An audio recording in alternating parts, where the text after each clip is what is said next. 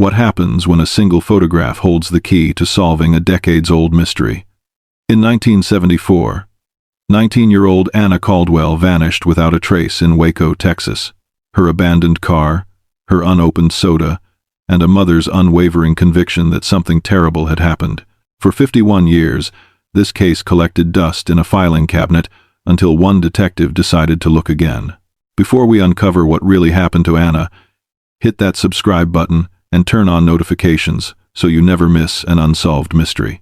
Drop a comment below telling us which cold case you'd like us to cover next. This is Untold Case Desk, and this is Anna's story. August 23, 1974. Anna Marie Caldwell, just 19 years old, finished her shift at Bright Stitch Tailor Shop around 9:17 in the evening. Her manager, Dorothy Chen, watched as Anna crossed the parking lot to her pale yellow 1972 Chevrolet Nova. Anna waved goodbye, pulled onto Franklin Avenue, and disappeared into the thick Texas night. She had dreams of becoming a teacher, plans to attend Baylor University in the fall, and a mother waiting at home with dinner. Anna made her usual stop at the Gulf Station on Highway 84. The attendant, Dale Hutchinson, recognized her immediately. She bought an ice-cold Coca-Cola, mentioned she was heading home, and left around 9:30. Dale watched her yellow Nova pull onto Highway 84, heading west toward the residential areas. Less than 2 minutes later, something strange happened. A dark-colored pickup truck pulled into the station. The driver, a man in his 20s or 30s, wearing a baseball cap, leaned out his window and asked Dale a question that would haunt him for decades. "Hey, did you see which way that yellow Nova went?" The girl who just left. Dale, thinking nothing of it, pointed west down Highway 84. The man nodded and sped off in the same direction. Meanwhile, Ruth Caldwell was setting the dinner table at their home on Sycamore Street. It was late for dinner, nearly 10 o'clock, but Ruth always waited for Anna. They'd eat together, talk about their days, watch television. It was their routine, especially important since Anna's father had passed away 3 years earlier. By 10:30, Ruth felt the first stirrings of worry. By 11, she was staring out the window at the empty driveway. By midnight, she was pacing the living room. Anna always called if she was going to be late. Always. By 5:12 in the morning, as dawn began to break, Ruth picked up the telephone with shaking hands and called the Bell County Sheriff's Office. "My daughter didn't come home last night," she told the dispatcher, her voice cracking. "I think something's happened to her." Sheriff Wallace Ford arrived at his desk by 6 a.m. When he read the missing person report, something in his gut told him this wasn't a runaway situation. He immediately dispatched patrol units to search Anna's route from work to home. That's when Deputy Marcus Chen made the discovery. Near the Bosque Bridge, about 8 miles from downtown Waco, he spotted a pale yellow Chevrolet Nova, parked at an odd angle in a gravel pull-off area. The driver's side door was unlocked. The keys were still in the ignition. On the passenger seat sat an unopened bottle of Coca-Cola. Anna's purse was on the floor, its contents seemingly undisturbed.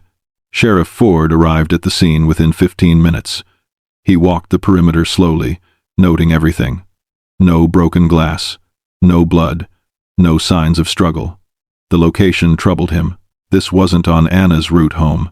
To reach this secluded spot, she would have had to turn off Highway 84 and drive nearly a mile down a rough gravel path. Why would she do that? The working theory formed quickly. Perhaps Anna had met someone here. Perhaps she'd left voluntarily with no signs of foul play.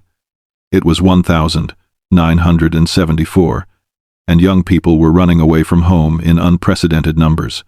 The evidence seemed to support this conclusion. Ford had the Nova towed to the impound lot and dusted for fingerprints. They found Anna's prints and several other partial prints that couldn't be identified. They photographed the interior from multiple angles, including one Polaroid showing the driver's side floor. Then, finding no forensic value, they released the car back to Ruth 3 days later. Search teams combed the area for 3 weeks. Over 200 volunteers walked through fields, forests, and creek beds. They dragged sections of the Bosque River, Helicopters flew overhead with spotlights. Search dogs tracked Anna's scent about 50 yards from the Nova before the trail went cold. Tips poured in. Someone claimed to have seen Anna at a bus station in Dallas. It wasn't her. Another caller said they'd spotted her hitchhiking near Austin. Different girl. By October, the active investigation had stalled, and the case was transferred to cold storage. Ruth Caldwell never accepted this. "My daughter would never leave without her Bible," Ruth told Detective Ford, holding Anna's worn leather Bible with pressed flowers in its pages. She had plans. She was enrolled for fall semester. She had a dress on layaway for her cousin's wedding, but without evidence of a crime, there was nothing more the police could do. For the next 45 years, Ruth made weekly trips to the Bosque Bridge, placing flowers where Anna's car had been found. She wrote letters to every new sheriff, every detective, every television station. She hired a private investigator in 1982 who concluded what police had concluded, that Anna had likely left voluntarily. Ruth fired him. In 1989, she placed a memorial stone in Oakwood Cemetery, even though there was no body to bury. People whispered that Ruth was losing her grip on reality, that her obsession was unhealthy. But Ruth's mind was perfectly clear. She simply refused to give up. Then came 2019. Detective Raymond Shaw transferred to Bell County Sheriff's Office from Houston with a reputation for solving cold cases. On a rainy afternoon in March, Shaw pulled out a box, marked Caldwell, Anna M., and began reading. Something felt wrong about the case. Anna was happy, close with her mother, excited about college. The location where her car was found made no sense. And that unopened Coke bothered him. If you're planning to abandon your life, you don't stop to buy a drink you'll never consume. Shaw studied the evidence photos carefully. That's when he noticed something in one Polaroid showing the driver's side floor. A partial shoe print on the floor mat. Not Anna's shoe. Anna had been wearing white canvas sneakers that night. This print was from a work boot with a ridged sole, possibly a men's size 10 or 11. Shaw checked the evidence log. The floor mats had been photographed but never collected, never tested, never analyzed. The assumption had been that Anna left voluntarily, so there was no crime scene to process. Shaw spent the next 2 months tracking down that 1,972 Chevrolet Nova through multiple owners across 45 years. He finally located it in a salvage yard in Belton, rusted and stripped for parts.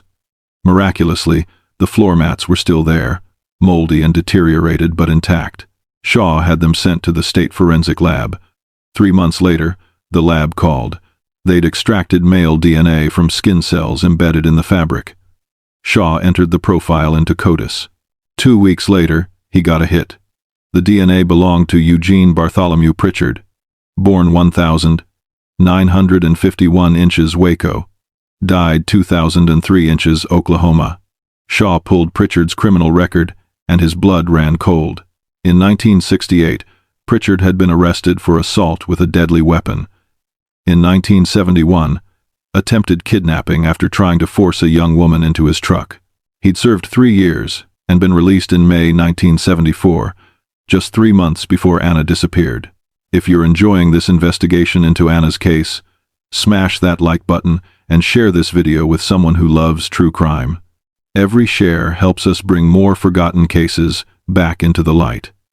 In August 1974, Pritchard had been working as a mechanic at Boyd's Tire and Auto Service, less than 2 miles from where Anna worked. He drove a dark blue 1,969 Chevrolet pickup truck, the same kind of truck Dale Hutchinson remembered. Shaw tracked down Dale, now 73, and in a nursing home. Dale's memory was foggy. But when Shaw showed him Anna's photo and mentioned the dark truck, something clicked. He remembered the man asking which direction Anna went. He remembered pointing toward Highway 84. This detail had never been in the original police reports because Dale had never been interviewed. Shaw found another witness, Margaret Hensley, who'd lived along Highway 84 inches, 1,974. She remembered being up late with a sick grandchild and seeing a yellow car drive past, followed about a quarter mile behind by a dark truck. She'd thought nothing of it at the time, but looking back, the truck had been following at a very deliberate, consistent distance. The timeline was falling into place. Anna left the gas station around 9:30. Someone asked Dale which way she went and followed her. Margaret saw both vehicles around 9:45. Somewhere in that stretch of highway, Anna was forced off the road. Shaw pulled property records for Pritchard.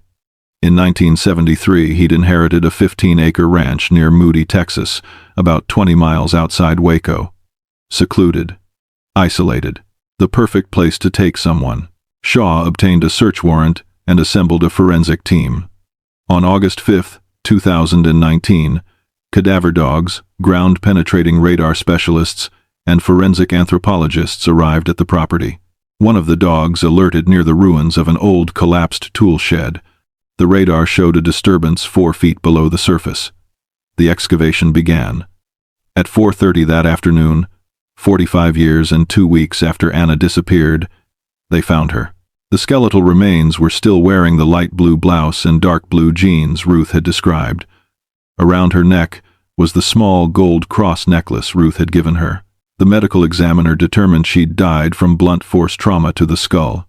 She'd been murdered shortly after her abduction, then buried in a shallow grave beneath Pritchard's tool shed. He'd returned to work 3 days later, claiming he'd been sick with the flu. For 29 years after murdering Anna, Eugene Pritchard lived a relatively normal life, until he drank himself to death in 2003, never facing justice for what he'd done. Shaw drove to Ruth Caldwell's assisted living facility to deliver the news. Ruth was 91 years old, frail but sharp-minded. When Shaw entered her room, she looked at his face and simply said, "You found her." Shaw told her everything. About the DNA match, about Pritchard, about the excavation. Ruth cried, but her voice was steady when she spoke. "I knew she didn't leave me. I always knew. Thank you for believing me." Anna's funeral was held on September 14, 2019, at Waco Baptist Church. Over 300 people attended. Ruth sat in the front pew in her wheelchair, holding Anna's graduation photo. After 45 years, Anna was finally laid to rest in Oakwood Cemetery, next to the memorial stone Ruth had placed decades earlier. Ruth Caldwell passed away 3 months later on December 11, 2019. She died peacefully, finally able to rest after giving Anna a proper burial. The case officially closed in January 2020. Because Pritchard was dead, there would be no trial, but there was closure. There was truth. The Yellow Nova's evidence photos, including that crucial Polaroid with the shoe print, are now displayed in the Texas Ranger Museum as part of an exhibit on cold cases solved through modern forensics. Detective Shaw continued solving cold cases, always crediting Ruth's determination as his inspiration. "She never gave up," he said in interviews. "She knew the truth when everyone else had moved on. That's what drives real justice." The case led to changes in how Bell County handles missing persons investigations. New protocols now require full evidence collection in all cases, regardless of initial theories. Every crime scene is treated as exactly that until proven otherwise.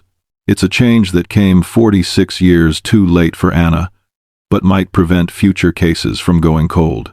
Today, a small park in Waco features a memorial bench with a plaque reading, "In memory of Anna Marie Caldwell, 1955 to 1974, and all those still waiting to come home."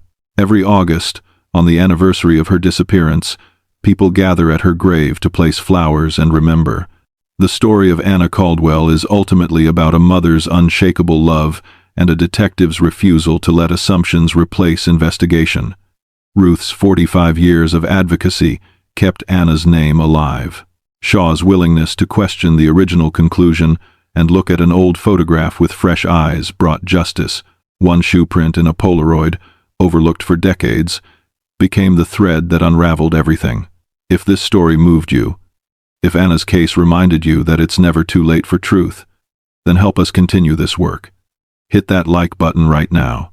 Leave a comment sharing your thoughts or suggesting other cold cases you want us to investigate. Share this video with true crime fans in your life. And most importantly, subscribe to Untold Case Desk and turn on notifications. We're committed to bringing forgotten cases back into the light, giving voices to victims who've been silenced, and proving that justice delayed doesn't have to mean justice denied. Anna would be 69 years old today if Eugene Pritchard hadn't stolen her future that August night. She never became the teacher she dreamed of being. She never got to help struggling readers the way a patient teacher once helped her. But her story has inspired changes that protect others. Her case has given hope to families still searching, and her memory lives on, not just in a cemetery but in every cold case that gets reopened, every old file that gets reviewed, every detective who refuses to give up. This has been Untold Case Desk. Thank you for watching, for caring, and for believing that every victim deserves to be remembered. Until next time, keep questioning, keep seeking truth, and never forget that behind every cold case is a real person who deserves justice, no matter how long it takes.